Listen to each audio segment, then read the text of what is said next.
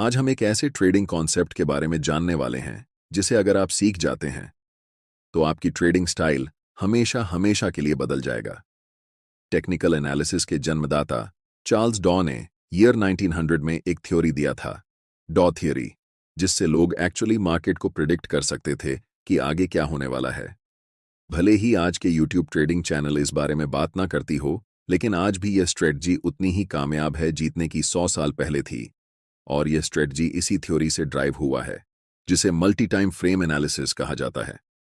इस वीडियो में मैं आपको समझाऊंगा कि कैसे आप हायर टाइम फ्रेम से लेकर लोअर टाइम फ्रेम तक चार्ट्स का एनालिसिस कर सकते हैं और अपने ट्रेडिंग डिसीजन को बेहतर बना सकते हैं। तो सबसे पहले समझते हैं कि मल्टी टाइम फ्रेम एनालिसिस होता क्या है। यह एनालिसिस का एक तरीका है जिसमें आप पहले हायर टाइम फ्रेम का एनालिसिस करते हैं और फिर धीरे धीरे लोअर टाइम फ्रेम तक आते हैं। इस प्रोसेस में आपको 3 महत्वपूर्ण टाइम फ्रेम की जरूरत होती है। पहला time frame direction time frame होता है, जिसका उपयोग आप मार्केट की दिशा को समझने के लिए करते हैं। यानी आप देखते हैं कि प्राइस ऊपर जा रहा है, नीचे जा रहा है या साइडवेज मूव कर रहा है, जिससे आपको ओवरऑल ट्रेंड का आइडिया मिलता है। दूसरा time frame behaviour time frame होता है, जो प्राइस के बिहेवियर के बारे में डिटेल में बताता है। यानी प्राइस का मोमेंटम कैसा है, मार्केट स्ट्रक्चर ब्रेक हो रहा है या नहीं, वीक रिजेक्शंस या डोजी कैंडलस्टिक्स दिख रहे हैं या नहीं, और मार्केट रिट्रेस कर रहा है या नहीं। तीसरा और आखिरी time frame entry time frame होता है, जिसमें आप एक्चुअल ट्रेड एंटर करते हैं।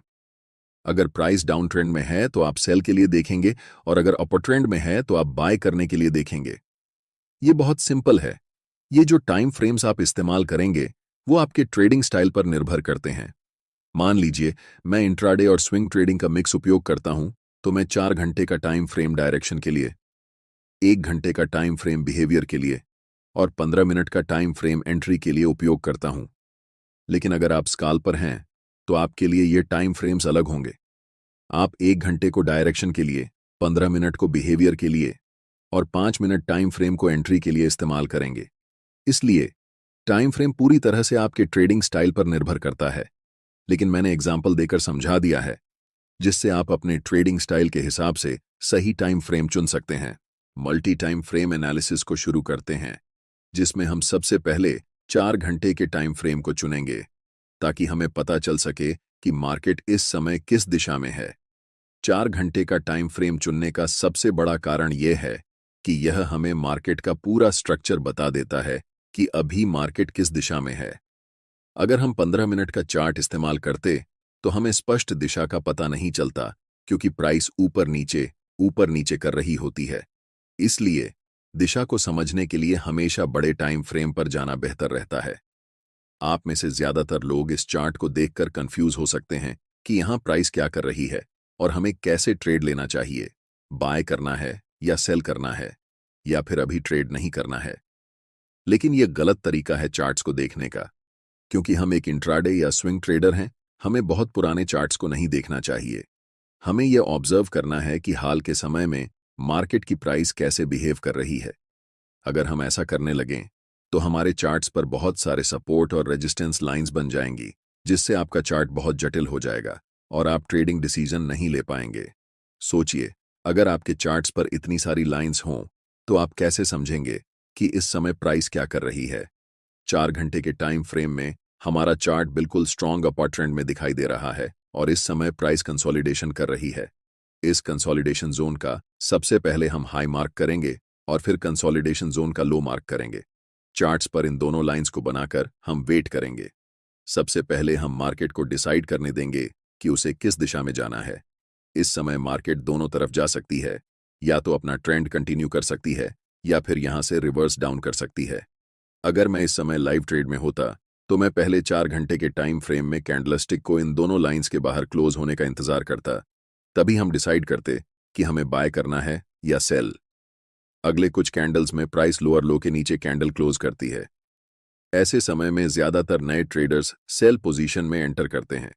मैं चाहता हूं कि आप ध्यान से देखें कि इसके बाद प्राइस क्या करती है। अगले ही कैंडल में एक बड़ी ग्रीन बुलिश कैंडल बनती है। अब जो मैं आपको बताने वाला हूं उसे ध्यान से सुने, क्योंकि ये चीज आपकी ट्रेडिंग स्टाइल को हमेशा के लिए बदल सकती है। मैं आपको एक सीक्रेट टिप दे रहा हूं, बिल्कुल फ्री में।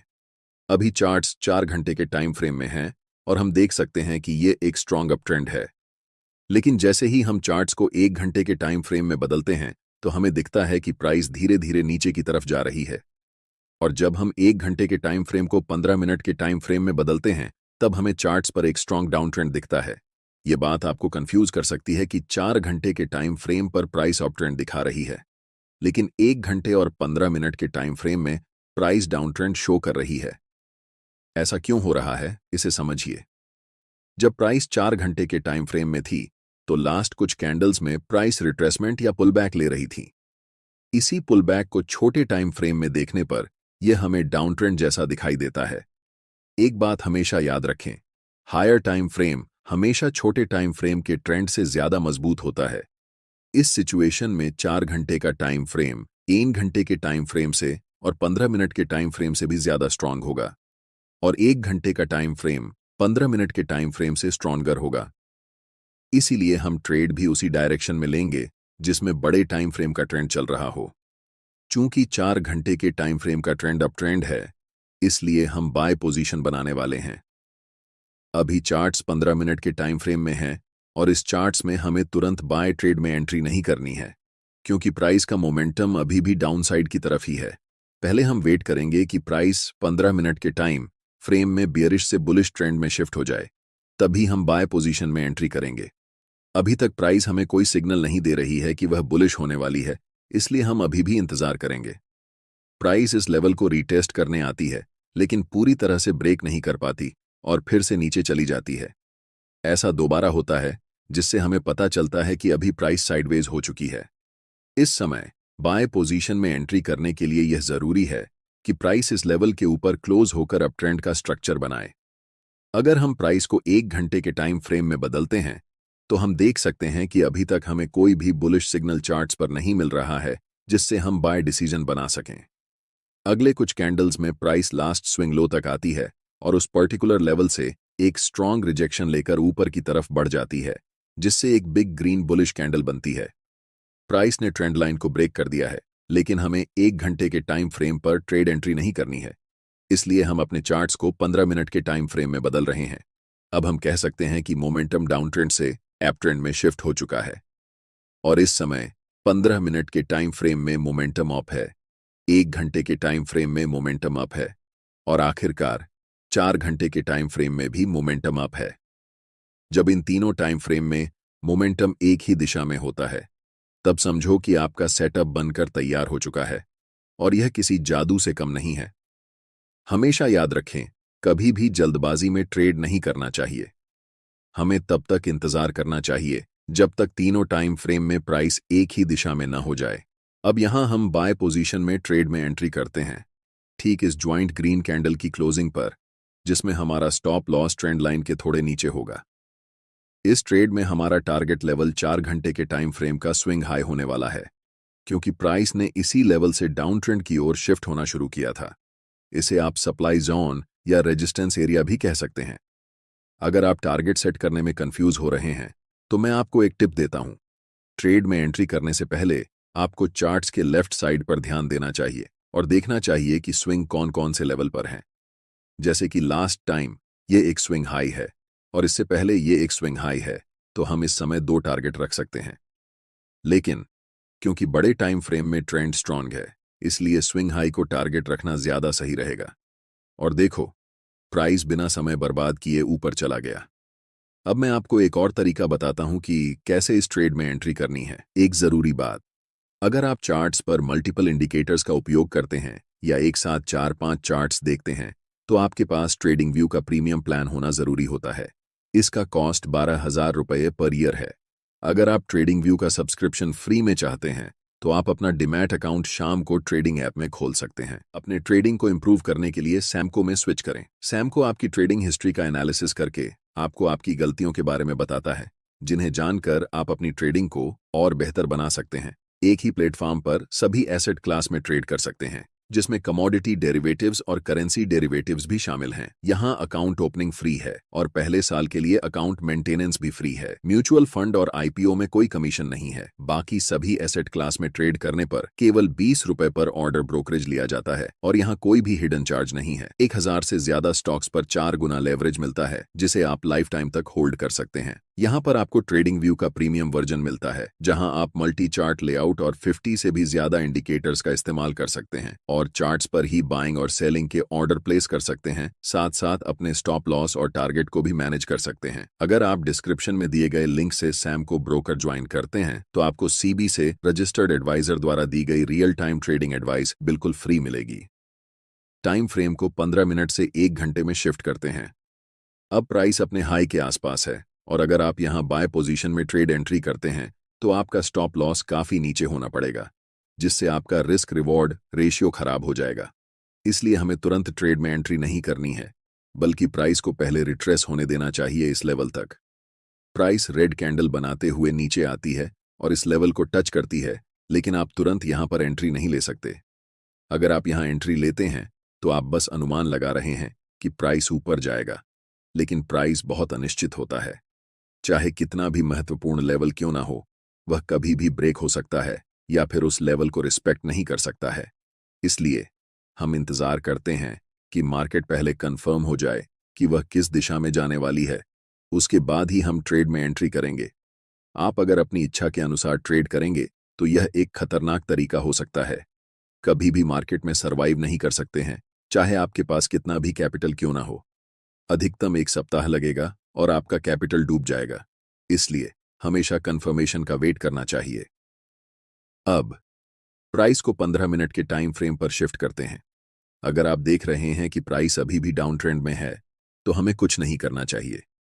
जब तक हमें इस लेवल के ऊपर एक स्ट्रॉन्ग ग्रीन कैंडल के साथ प्राइस क्लोज नहीं कर जाती, तब तक इंतजार करना जरूरी है।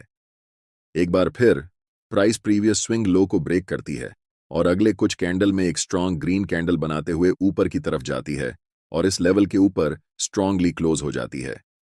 यहां पर एक कारण है कि प्राइस इसी पार्टिकुलर लेवल से रिवर्स क्यों हुआ। जैसे ही हम चार्ट्स को बड़े टाइम फ्रेम पर शिफ्ट करते हैं तो चार्ट्स के लेफ्ट साइड में एक डिमांड जोन नजर आता है। हम यहां सप्लाई और डिमांड जोन कैसे ड्रॉ करते हैं इस पर चर्चा नहीं करेंगे, क्योंकि मैंने इस टॉपिक पर पहले ही एक डिटेल वीडियो बना दिया है। आप चैनल पर जाकर वह वीडियो देख सकते हैं। मैं चाहता हूं कि आप इस स्थिति को ध्यान से देखें और इसे उस वीडियो से लिंक कर पाएं जो मैंने पहले बनाया है। अब हमारे पास 3 कंफर्मेशन हैं। फर्स्ट, 15 मिनट के टाइम फ्रेम में ट्रेंड अप है। सेकंड, 1 घंटे के टाइम फ्रेम में ट्रेंड अप है। और थर्ड, 4 घंटे के टाइम फ्रेम में भी प्राइस अप है। हम जानते हैं कि यह सेटअप हमारे लिए एक जादू की तरह काम करता है। इस कैंडल की क्लोजिंग पर हम बाय ट्रेड में एंट्री करेंगे, जिसमें हमारा स्टॉप लॉस कैंडल के लो के पास होगा और take profit next swing high पर होगा। अगर हम बड़े टाइम फ्रेम पर देखें तो ये हमारा 1 के लेवल है जहां तक प्राइस जा सकती है। आप देख सकते हैं कि प्राइस वैसा ही करता है, धीरे धीरे मार्केट स्ट्रक्चर बनाते हुए ऊपर की तरफ उस लेवल को टच करती है, जिससे हमारा टारगेट हिट हो जाता है और हम प्रॉफिट बुक कर लेते हैं। यह ट्रेडिंग स्ट्रेटेजी मेरे लिए सबसे अच्छा काम करती है, क्योंकि मैं एक इंट्राडे के साथ साथ स्विंग ट्रेडर भी हूं। लेकिन जब आप इस स्ट्रेटेजी को उपयोग में लाएंगे तो अपने ट्रेडिंग स्टाइल के अनुसार टाइम फ्रेम को चेंज कर सकते हैं। अगर आपको ट्रेडिंग व्यू का सब्सक्रिप्शन फ्री में चाहिए या फिर एक ही प्लेटफॉर्म पर equity, commodity, stock, mutual fund, options आदि में ट्रेड करना चाहते हैं तो आप अपना डीमैट अकाउंट सैमको में खोल सकते हैं। सैमको ट्रेडिंग ऐप का लिंक डिस्क्रिप्शन में है। स्ट्रेटजी समझ में आ गई हो तो इसे बैक टेस्ट करें, फिर देखें कि आपके लिए काम करता है या नहीं, और उसके बाद ही ओरिजिनल अकाउंट में इसे अप्लाई करें। वीडियो अच्छी लगी हो तो वीडियो को लाइक कर दें और फ्री में प्राइस एक्शन ट्रेडिंग सीखने के लिए चैनल को सब्सक्राइब करें। आप सभी का बहुत बहुत धन्यवाद।